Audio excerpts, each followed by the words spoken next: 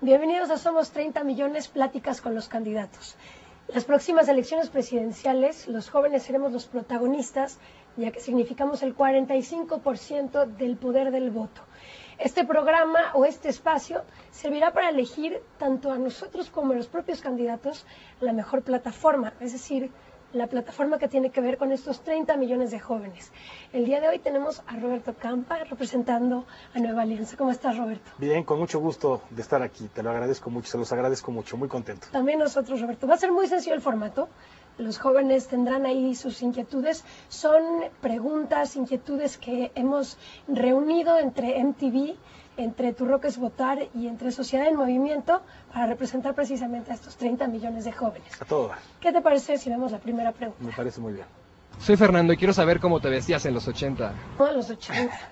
No. Mira, me vestía, ya trabajaba y entonces entre semana me tenía que poner traje con camisa y corbata.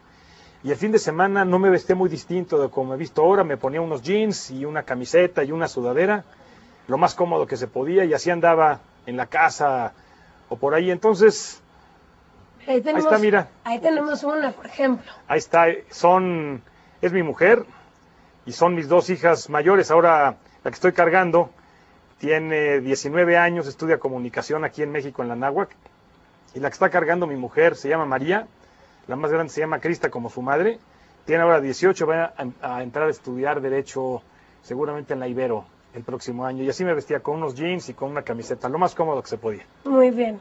Después vamos a seguir platicando precisamente de asuntos que tienen que ver con educación, pero por lo pronto, si te parece bien, nos vamos con otra pregunta más. Claro, por favor. Hola, soy Pavel. Mi pregunta es, ¿te cacharon en alguna movida cuando eras joven? Es muy general, ¿eh? Muy general, sí, pues seguramente, aunque fui un chavo bastante bien portado, fíjate. ¿Sí? Nosotros éramos 5 hermanos en la casa, yo era el mayor. Me acuerdo alguna vez que fueron unos trabajadores a casa de mis papás a hacer una obra, y luego los trabajadores se fueron y dejaron ahí una pequeña plantita de luz. Y alguna vez que necesitábamos mis hermanos y yo dinero, pues vimos la planta que estaba abandonada y pues decidimos que la íbamos a vender y conseguimos un cliente para la planta, la subimos al coche y la vendimos. Y como a los 2 o 3 meses, un día llegó el maestro a buscar su planta y entonces nos vino el mundo encima. Y al principio pues dijimos que no sabíamos nada de la planta. Mi papá tuvo que ir a comprar una planta igual y pegársela al maestro. Ya después de mucho tiempo, después de años, un día, un domingo, a la hora de las confesiones en la comida, confesamos que nos habíamos llevado a la planta. Y todo bien, me imagino. Sí, pues fue un asunto, bueno, algo que no se debe hacer, pero pues lo que pasa estaba medio abandonada ahí la planta y por eso la vendimos. Y vino desde la ingenuidad, ¿no? Un poquito, sí. Un poquito, sí. Muy bien, Roberto. Nos vamos a empezar en unos temas que sobre todo es una de las grandes preocupaciones de los jóvenes, que tienen que ver con la educación. Por favor, parece? Claro Vamos que sí. con una pregunta más. En caso de que tú ganaras, ¿qué proyectos tienes en mente para poder mejorar el nivel educativo en México? Yo creo que este es uno de los asuntos más importantes que tendrá que llevar a cabo el próximo gobierno. La educación ha sido siempre algo muy importante para un país. Se decía en México que la educación era un instrumento de movilidad social, un instrumento en el cual la gente de menores ingresos con la educación podía aspirar a mayores ingresos, y esto es cierto. Pero hoy es mucho más que eso la educación, porque resulta que hoy los países en el mundo generan riqueza por lo que sus pueblos tienen aquí arriba. Hoy, en el siglo del conocimiento, los países son ricos por lo que investigan, por las patentes que registran, y eso solamente se construye con educación. Hay que meterle a la educación más recursos primero. La UNESCO recomienda por lo menos 8% del Producto Nacional destinado a la educación, y en México andamos por debajo del 6%. Hay que meterle más dinero a la educación. Hay que meterle más dinero a la educación pública. Necesitamos que el gobierno haga un esfuerzo para que la calidad de la educación privada se certifique, para que realmente tengas la garantía cuando vas a una escuela privada de que el título te va a servir para poder enfrentar un mercado de altísima competencia. Hay que meterle dinero para la formación, para la actualización de los docentes.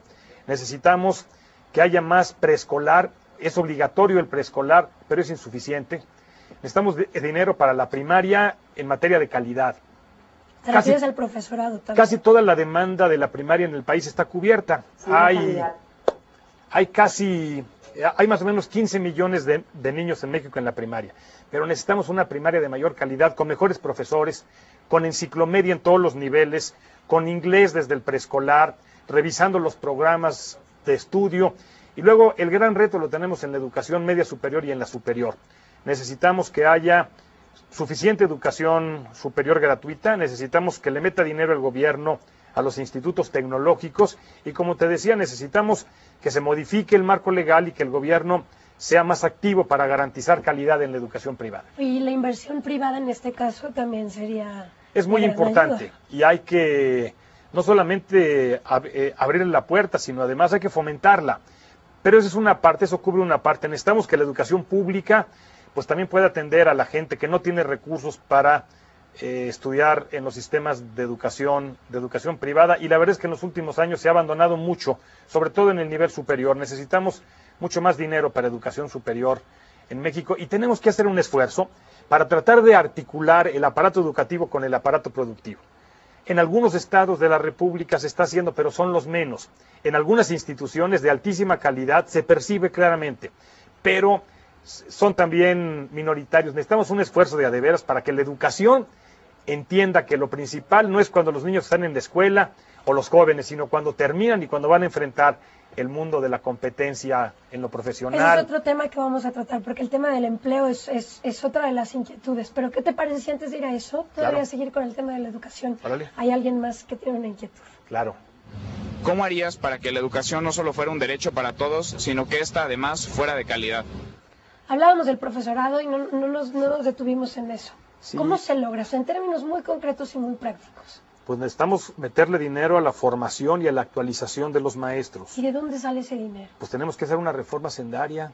Si no hacemos una reforma sendaria, para que se paguen impuestos de manera equitativa y el gobierno tenga dinero, no hay manera de que resolvamos nuestros problemas. Por eso, en Nueva Alianza, lo que hemos dicho durante la campaña es que nosotros estamos a favor de una reforma sendaria que nos dé el año siguiente por lo menos 100,000 millones de pesos más y que le podamos meter más o menos 20,000 millones más a la educación.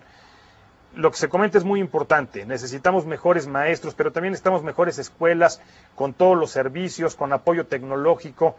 Y en el caso de la educación privada, regreso al gobierno, ¿qué le corresponde? Lo que le corresponde al gobierno es diseñar los sistemas de evaluación para garantizar que la educación que brindan los particulares sea educación de calidad. Es que en términos además del mundo nos han estado midiendo de un tiempo para acá y sí figuramos entre los países con peores con tache. Mira, hay un estudio de la OCDE que nos pone prácticamente en la cola en aprovechamiento en matemáticas, pero también hay que decir que de los países de la OCDE solamente Turquía se compara con nosotros en nivel de pobreza.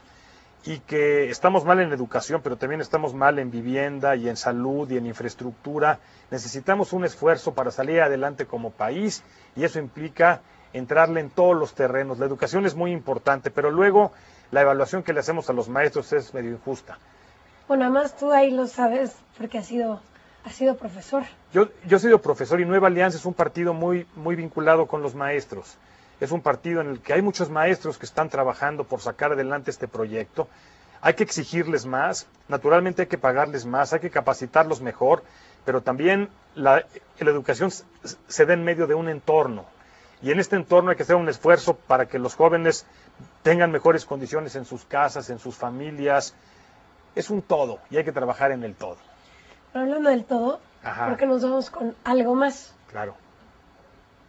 Hola, soy Marisol y quiero saber qué van a hacer los candidatos para que los jóvenes, como yo, podamos ingresar en la vida laboral de manera más fácil. Oye, ese es un problemón porque además llegas al primer trabajo y te dicen, no, es que tienes que tener un buen currículum. Entonces todavía ni siquiera tienes oportunidad de hacer un currículum. ¿Cómo consigues ese primer trabajo? Pues que la bronca es que en este país no consiguen trabajo los jóvenes ni tampoco consiguen